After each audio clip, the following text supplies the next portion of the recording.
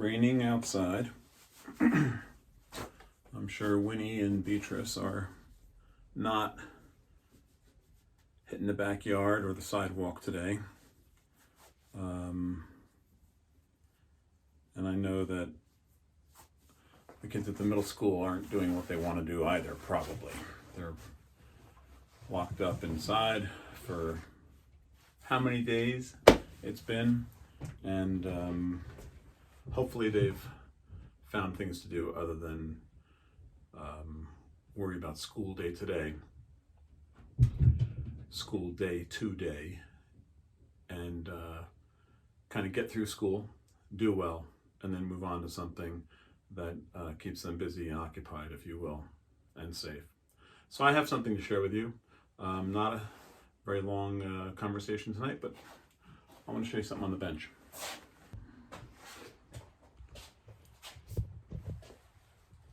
I've got a puzzle here that it's a puzzle of my own creation, if you will.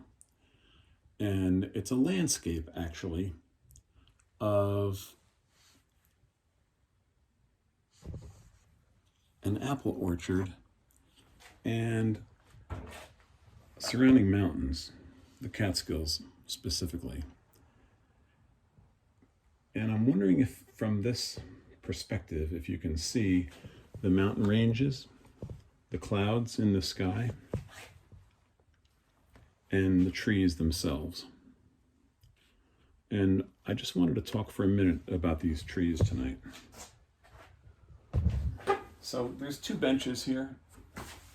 So there's basically two benches here, and there's a lot of parts on this bench under here that go to this mural. And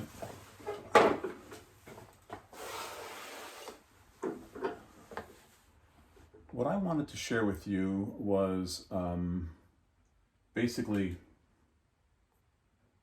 the perspective of this piece.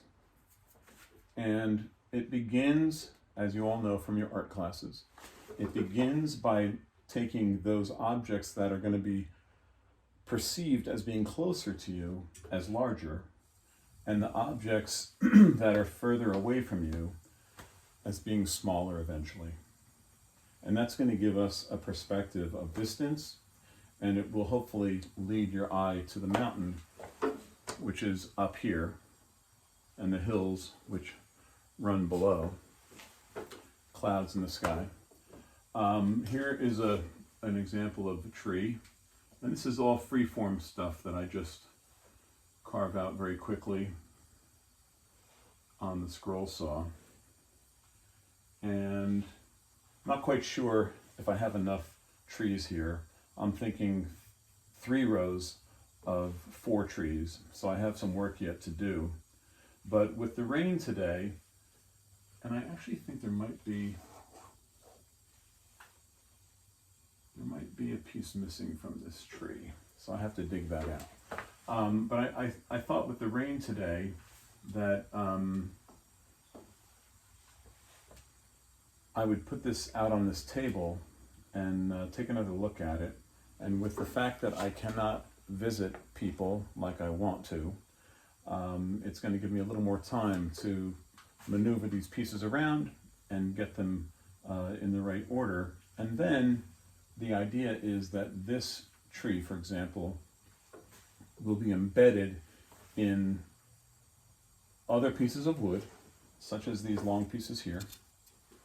And those pieces of woods will show you how the rows, if you will, lead off into the distance, and the trees get smaller and smaller and smaller as the perspective takes you out further toward the horizon.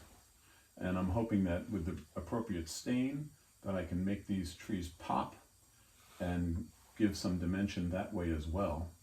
And I've seen these things done online. I've never done one before, and I'm trying it. So there are some people online, if you look for murals made from wood, people do incredible work, but you have to start somewhere. And so I'm starting with this image, which is a memory of mine from my younger days when my family had a farm in New York State, an apple orchard. and the fond memories of me just working on the farm, and also in my spare time hopping on my mini bike and riding around the orchard like a madman, I might add. But even to this day, if I see an apple orchard or a grove of trees, I want to get out and walk, because to me, walking among the trees is very satisfying, and it's very thought-provoking. It's a place where I like to think. And I've noticed on my trips to New York State to visit the old place from time to time that there are still, if you look on the side of the road, put that phone down for a minute, and if you look on the side of the road, you'll see in the woods, you can still see old orchards on the side of the New York Thruway if you're going up the Thruway. And it's a shame too, because you can see the rows coming down the hill and they go right into the Thruway. Obviously, where the road is now, they took down all those orchards, but there's still a few trees on the side of the road. And I think you'd be surprised to find out that those trees are probably not fruit that you would like to eat, because in the olden days, apples were mostly tart. But I love seeing those trees. I love that they're still sitting there on the side of the road, and I look for them every single time when I head north.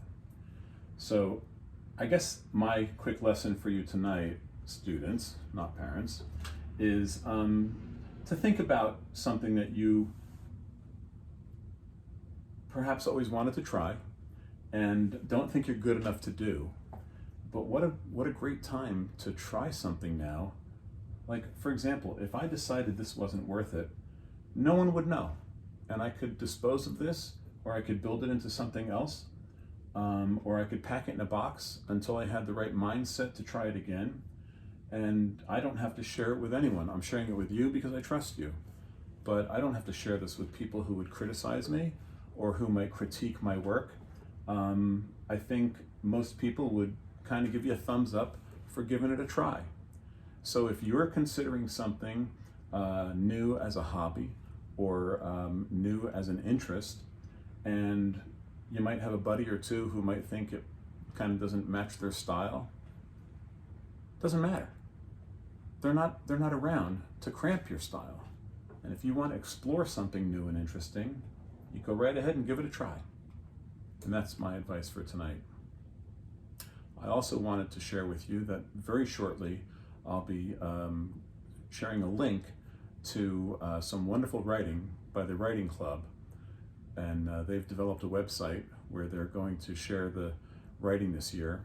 Each year we have a journal that we print, but they've gone a little bit techie this year, which we all have. And instead of doing a print magazine style journal, they're putting all their writing online, and that's awesome. The clubs are going very well. I've included some information tonight in my letter about Mr. Gulbin's running and golf club, and yes, we can still learn some sports and we can still learn rules of the game online without the teacher being physically with you. So I look forward to seeing how many students will sign up for that. And we will have equipment available for students who want to try out golf this spring. Maybe that's it. Maybe golf will be your apple orchard on a bench in your garage, if you know what I mean by that. So I'm going to keep trying to figure this out. I'm going to try to get this perspective in order, and let's see how many trees I can grow while the rain is still raining. Have a great night. All the best to you. Keep the faith, and more to come, for sure.